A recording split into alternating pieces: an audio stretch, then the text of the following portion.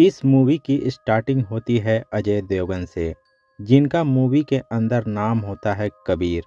यहाँ हम यह देखते हैं कि कबीर अपने कार को ड्राइव कर रहा होता है और उसके साथ उसका बेटा भी होता है।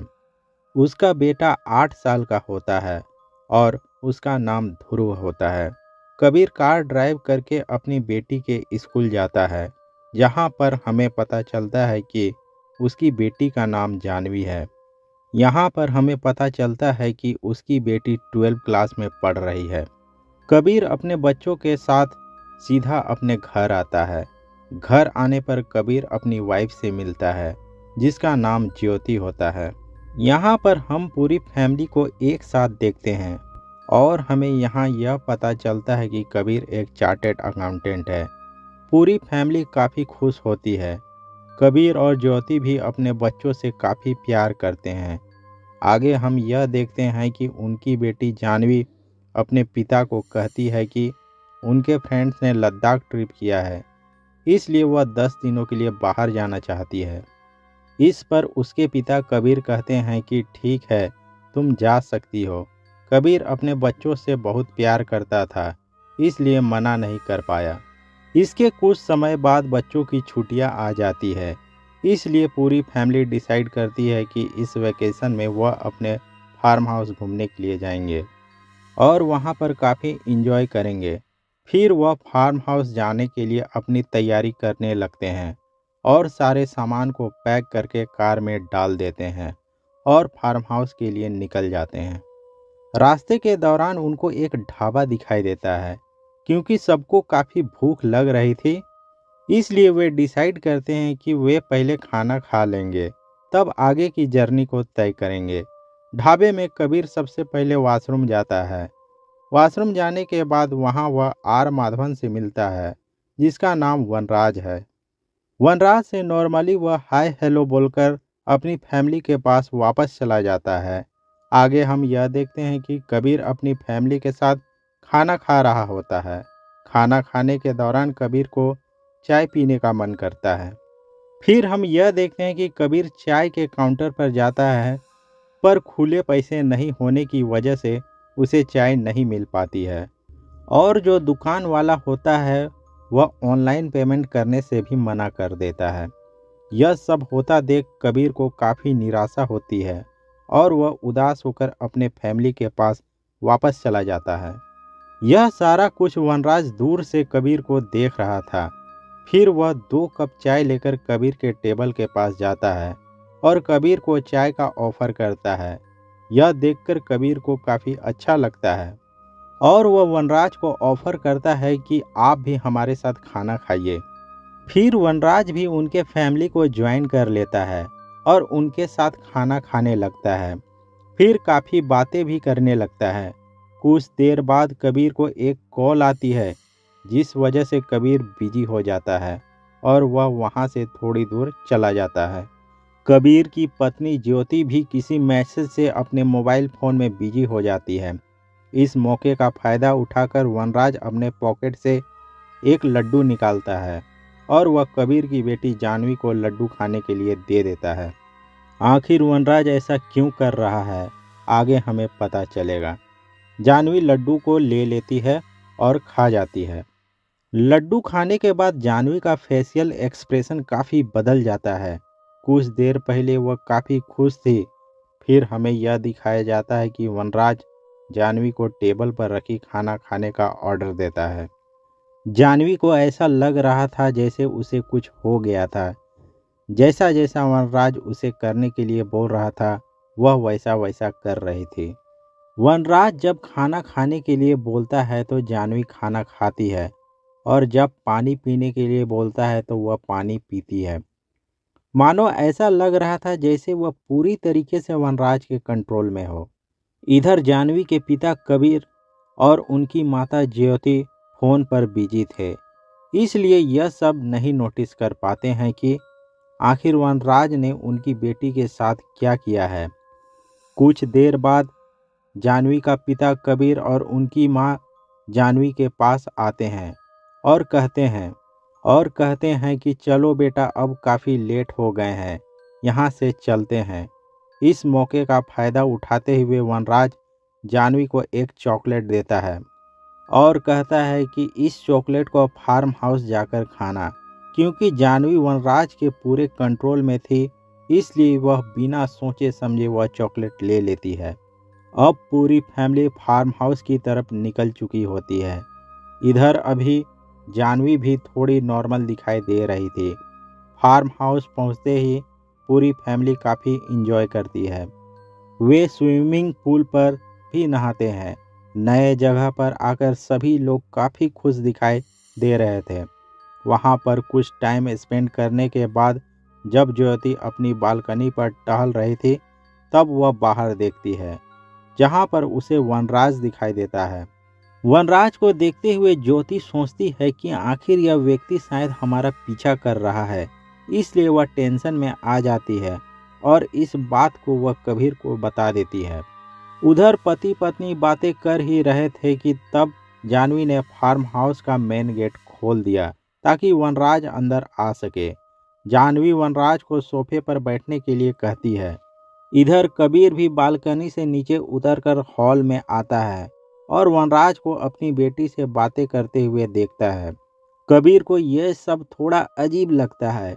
इधर वनराज कबीर को बताता है कि मैं इसी रास्ते से पार हो रहा था और रास्ते में मेरी मोबाइल की बैटरी डाउन हो गई है।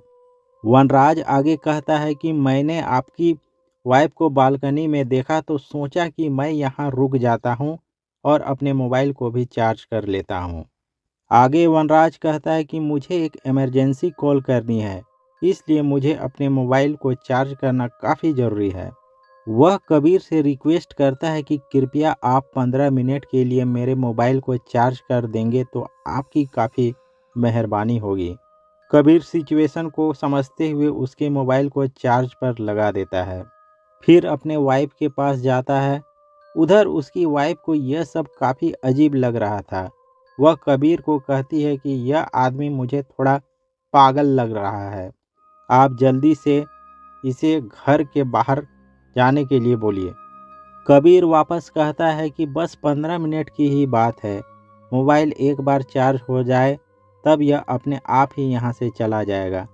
आगे हम यह देखते हैं कि हॉल में सिर्फ वनराज और जानवी होते हैं।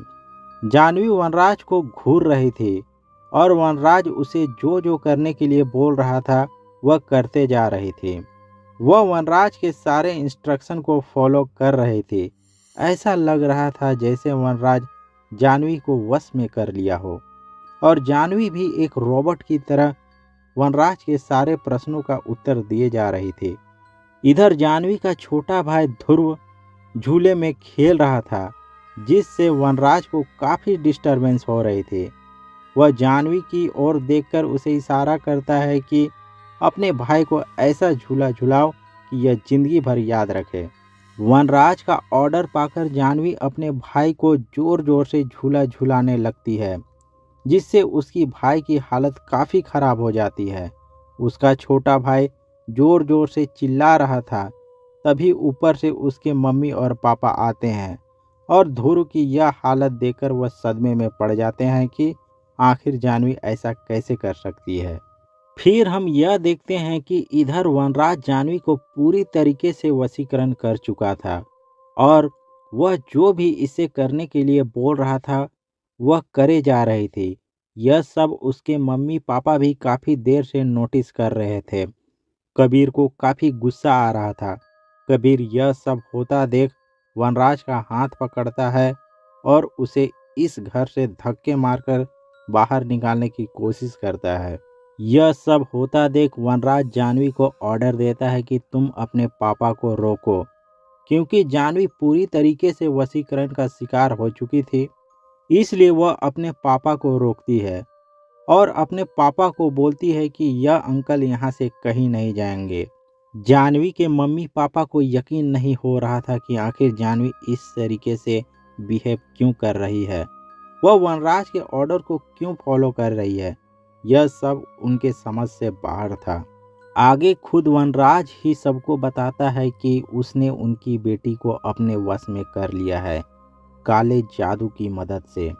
वह ऐसा क्यों कर रहा है, इसका पता हमें आगे चलेगा।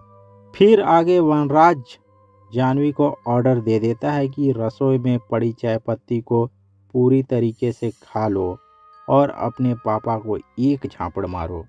ये सब होता देख जानवी के माता पिता पूरी तरीके से बेबस हो चुके थे, क्योंकि वनराज जैसा जैसा बोल रहा था वैसा वैसा जानवी कर रही थी।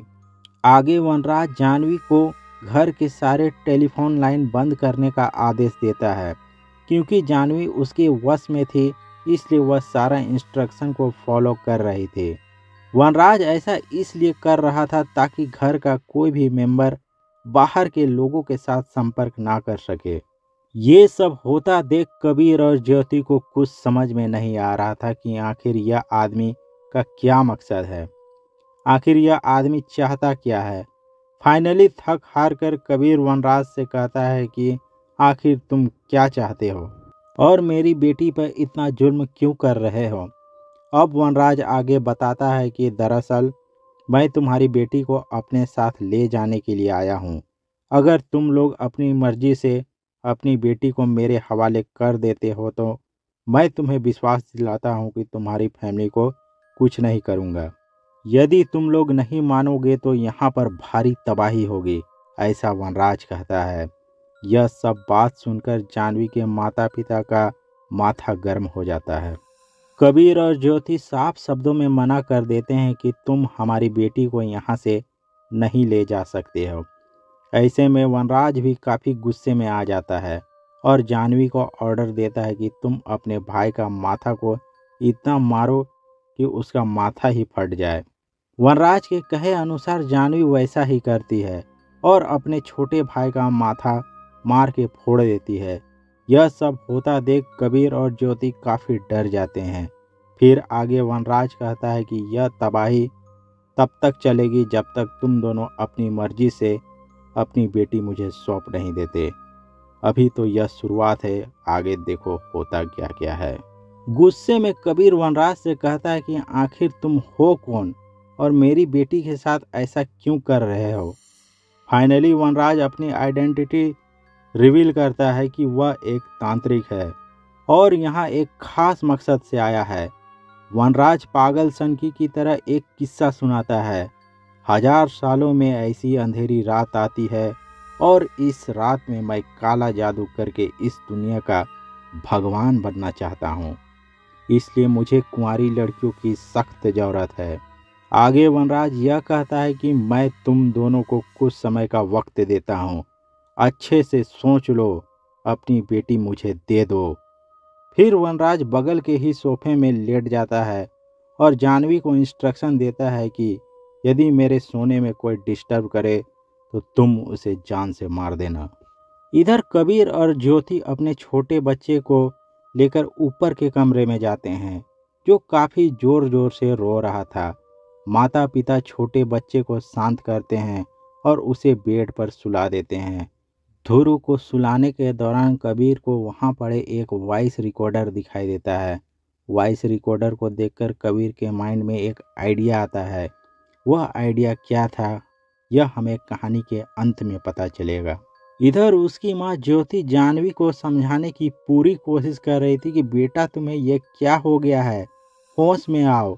जानवी को इस तरीके से वशीकरण किया गया था कि वह अपने होश में नहीं आ पा रही थी। इधर वनराज जाग चुका था।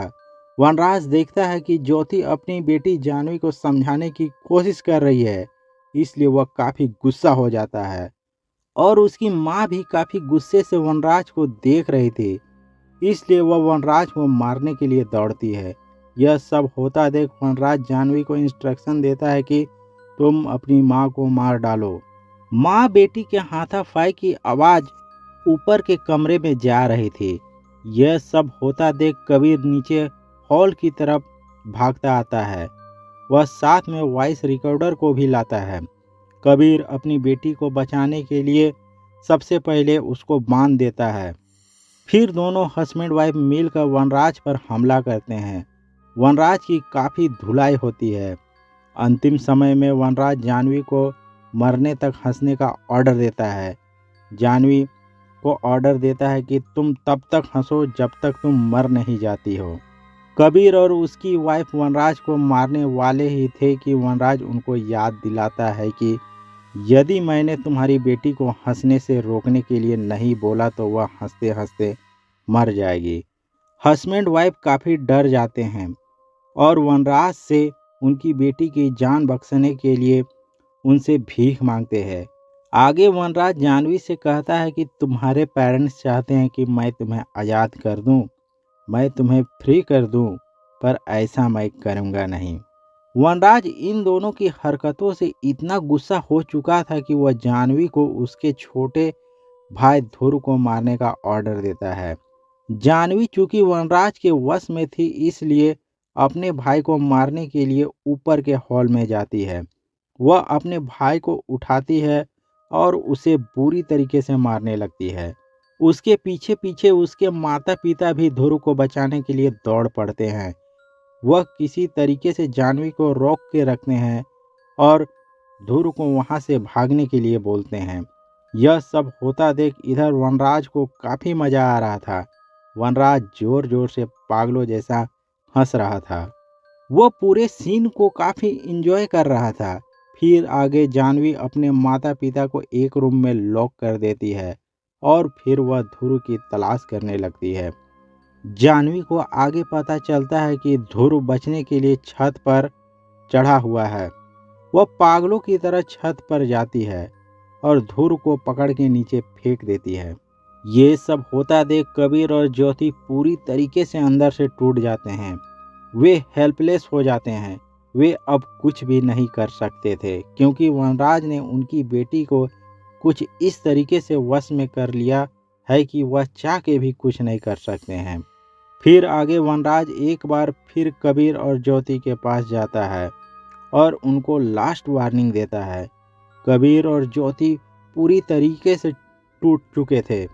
वे अपनी बेटी को खोना नहीं चाहते थे, इसलिए वनराज को बोलते हैं कि ठीक है, तुम हमारी बेटी को यहाँ से ले जाओ। इधर वनराज जानवी को लेकर अपने साथ लेकर चला जाता है। इधर कबीर और ज्योति दौड़कर अपने छोटे बेटे के पास जाते हैं। छोटे बेटे की हालत काफ़ी ख़राब हो चुकी थी। उसे हॉस्पिटल की सख्त ज़रूरत थी। कबीर अपनी पत्नी ज्योति को कहता है कि तुम ध्रुव को लेकर हॉस्पिटल जाओ और मैं जानवी को बचाने के लिए इस वनराज का पीछा करता हूँ। कबीर की बातें सुनकर ज्योति वैसा ही करती है और ध्रुव को लेकर अस्पताल की ओर जाती है। इधर कबीर वनराज का लगातार पीछा कर रहा था। फाइनली वनराज एक ऐसे घने जंगल की ओर जाता है जहाँ पर एक खंडहर महल थी। जानवी को साथ लेकर वह महल के अंदर जाता है। वहाँ पर हमें यह दिखाया जाता है कि वनराज हजारों लड़कियों को उसने पकड़ कर रखा है किसी खास रिचुअल को अंजाम देने के लिए। इधर कबीर वनराज के अड्डे पर पहुंच जाता है। आगे वनराज को दिखाया जाता है कि वह पूरी तरीके से एक तांत्रिक की वेशभूषा धारण कर चुका था और वहां पर हजारों लड़कियां की बलि की तैयारी कर रहा था। वनराज एक तांत्रिक था। काले जादू की मदद से वह इस संसार का भगवान बनना चाहता था। वनराज संसार के सभी लोगों को वश में कर इस दुनिया को अपने अनुसार चलाना चाहता था। वह सामने रखी अग्नि को भी काफ़ी तेज गति से और जलाता है और वश में की गई लड़कियों को आग के चारों तरफ खड़ा रहने का आदेश देता है। इधर कबीर को दिखाया जाता है कि वह वनराज के अड्डे पर नज़र रख रहा था। रास्ते में उसे कुछ ट्रांसजेंडर दिखाई देते हैं जो उसे वनराज के खंडहर तक जाने से रोक रहे थे। कबीर का ट्रांसजेंडर से फाइट होने लगता है और कबीर ट्रांसजेंडर के सामने काफ़ी फीका पड़ने लगता है। ट्रांसजेंडर लोग कबीर की काफ़ी धुनाई करते हैं और उसे घसीटते हुए वनराज की जगह पेश करते हैं। यह सब होता देख वनराज काफ़ी ज़ोर ज़ोर से हंसने लगता है और वह कबीर को कहता है कि चाहे तू जो भी कर ले, तू मुझे रोक नहीं सकता। आगे वनराज कहता है कि अगर तूने मुझे छूने की भी कोशिश की तो ये सारी लड़कियां तुझे यहाँ चीर फाड़ कर ख़त्म कर देंगे, जिसे मैंने अपने वश में कर रखा है। आगे वनराज अपने तंत्र विद्या को आगे जारी रखता है और अपनी जीभ को बाहर निकालकर तंत्र मंत्र को काफी जोर शोर से पढ़ने लगता है और सामने रखी ब्लैक डॉल को एक एक कर आग में दहन करने लगता है। यह सब होता देख सारी लड़कियां आग की तरफ आने लगती है। अंतिम लाल डॉल को आग में डालते ही सारी लड़कियां आग में कूद जाती। यह बात कबीर काफी अच्छे से जानता था। वनराज के लास्ट डॉल के डालने से पहले कबीर ने एक तेज धार वाली चीज से वनराज पर हमला किया। कबीर ने वनराज की लटकती जीभ को ही काट दिया। वनराज तड़पता हुआ फर्श पर गिर गया। इस बीच वनराज पर अटैक होता देख सारी लड़कियां कबीर को मारने के लिए कूदी। आगे हम यह देखते हैं, जैसे ही उन सारी लड़कियां कबीर को मारने वाली थी, कबीर अपने पॉकेट से वह वॉइस रिकॉर्डर निकाला और उसे प्ले कर दिया। वॉइस रिकॉर्डर से वनराज की रिकॉर्डेड वॉइस बजने लगी।